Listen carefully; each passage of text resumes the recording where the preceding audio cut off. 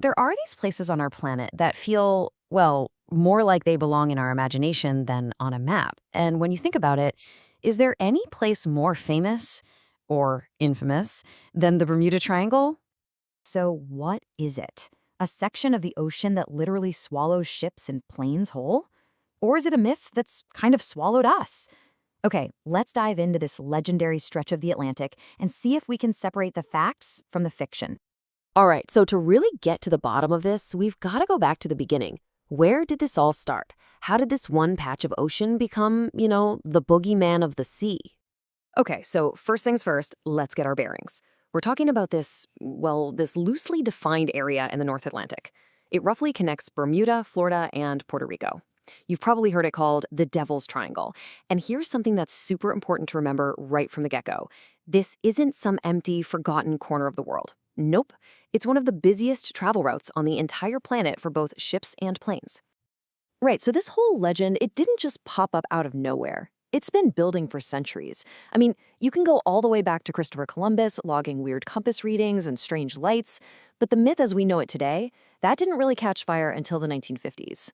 Then, in 1964, it got that super catchy name, the Deadly Bermuda Triangle. And then, bam, 1974, Charles Berlitz releases this massive bestseller that just cements the myth in pop culture, selling millions of copies and talking about everything from aliens to lost cities. So, what was all that hype built on? Well, it was built on these stories, these seemingly impossible disappearances. Let's take a look at the two big ones, the two cases that really form the foundation of this whole myth. First up, we've got the USS Cyclops. And listen, this was not some tiny boat. We're talking about a massive Navy cargo ship. In March 1918, it vanished. Gone.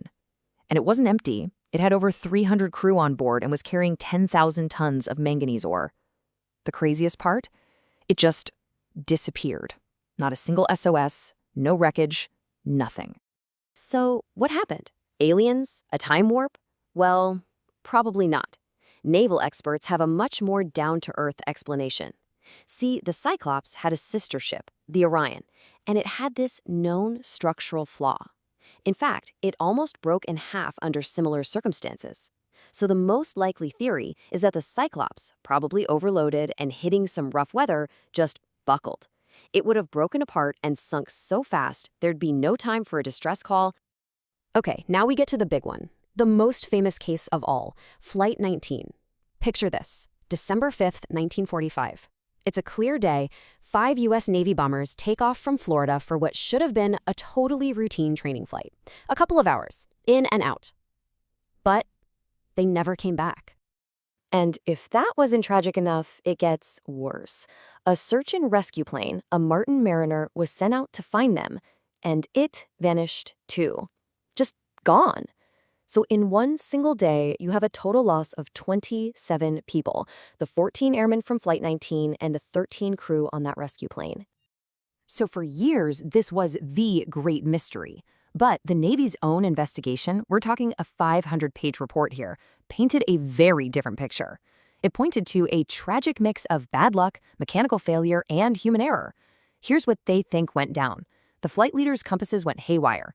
He got completely turned around, thought he was over the Florida Keys when he wasn't. So he accidentally led his entire flight further and further out into the open ocean until they just ran out of fuel. And that rescue plane? Well, that particular model had a pretty ominous nickname, the flying gas tank. They were known for leaking fuel vapors, and the most likely scenario is that it just exploded in midair. So you have these huge dramatic stories, right? And they become the perfect fuel for decades of wild speculation. And this is where you really see two camps form, two totally different ways of trying to explain what's going on. In one corner, you've got all the supernatural stuff, the things that make for great movies, right? We're talking alien abductions, time warps, some kind of lost tech from Atlantis, you name it. And in the other corner, you have the scientists, looking for explanations grounded in, well, science. Things like huge methane gas eruptions from the seafloor, giant rogue waves, or just plain old compass problems, and really, really bad weather. Okay, let's zoom in on one of the most fascinating scientific ideas, methane gas. Deep down on the ocean floor, where the pressure is insane and it's freezing cold, methane gas can get trapped inside a kind of ice. They call it fire ice, which is an awesome name because, yeah, you can literally set it on fire. If you could look at it super close up, you'd see that the water molecules form this perfect little cage, and the methane molecule is trapped right inside. It's like a tiny little prison. The big question is, what happens if something comes along and breaks that cage open? Well, that leads to this theory called the methane gun hypothesis. And it's pretty wild.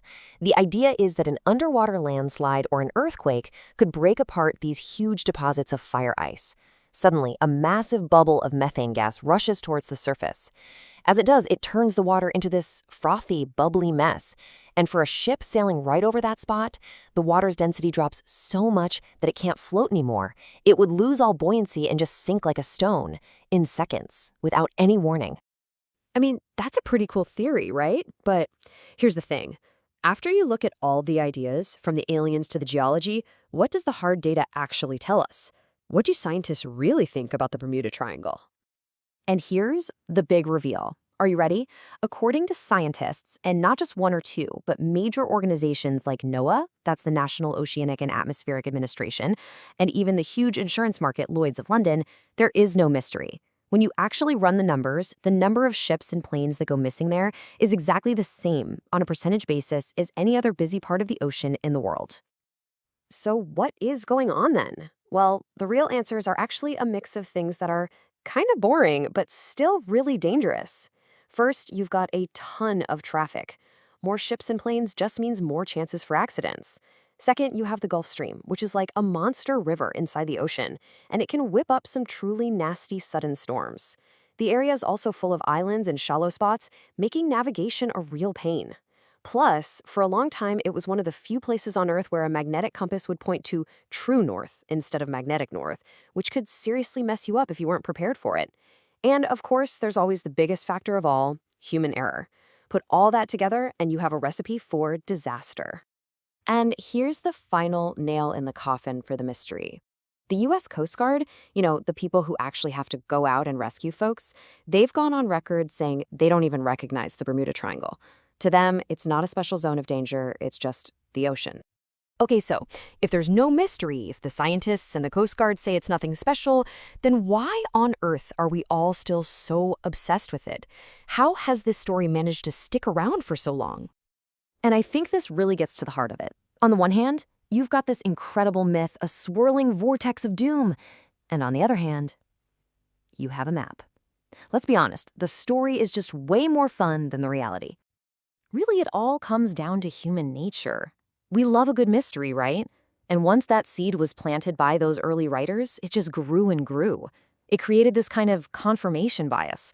After a while, any accident that happened anywhere near that area wasn't just an accident anymore. It was proof of the triangle's mysterious power, which of course just made the legend even stronger. And that kind of leaves us with one last question to think about. Maybe the real mystery of the Bermuda Triangle isn't about geography at all. Maybe it's about us. In a world where science has an answer for almost everything, maybe our fascination with a place like this just shows how much we still want, or even need, for there to be a few blank spots left on the map. A little bit of mystery left in the world.